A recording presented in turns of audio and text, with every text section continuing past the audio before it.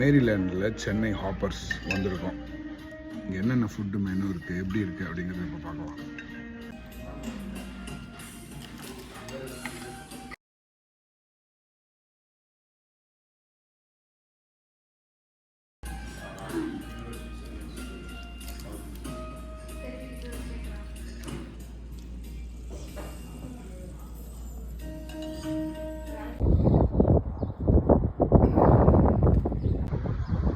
Chennai hoppers அப்படின்ட்டு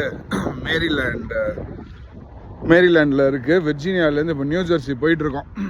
போகிற வழியில் சாப்பிட்றதுக்காக இந்த கடையில் நிறுத்தினோம். இந்த ரெஸ்டாரண்ட்டில் ஆல்ரெடி அட்ரஸ் போட்டு கிளம்பினோம். அங்கேருந்து சர்ப்ரைசிங்லி கோயின்சிடென்ட்லி இந்த இடத்துக்கு அட்ரஸ் போட்டு வந்தால் செம்ம சூப்பரான ஒரு சாப்பாடு.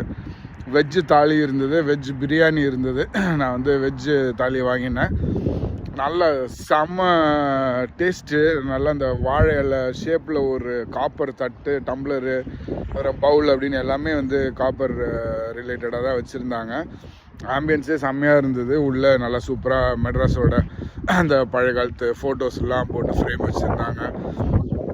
தமிழ்நாடோட அந்த ஸ்டேட் அனிமல் ஒரு ஆடு ஒன்று இருக்குல்ல, அதோட இது வச்சுருந்தாங்க. ஊஞ்சல் அப்படின்ட்டு எல்லாமே அந்த ஆம்பியன்ஸே சூப்பராக இருந்தது. அது வேறு டேஸ்ட் செம்மையாக இருந்தது. சரத் அப்படின்ட்டு ஒருத்தர் தான் இது ரன் பண்ணுறாரு.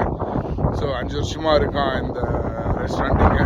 நீங்கள் இந்த சைடில் டிசி, மேரிலேண்டு, பால்டிமோர் அப்படின்ட்டு வெர்ஜீனியா இந்த சரௌண்டிங்கில் எங்கே சுற்றினாலும் போகிற வழியில் முடிஞ்சால் இந்த ரெஸ்டாரண்ட்டில் லஞ்சு சாப்பிடுங்க. செம்மையாக இருந்தது டேஸ்ட்டு.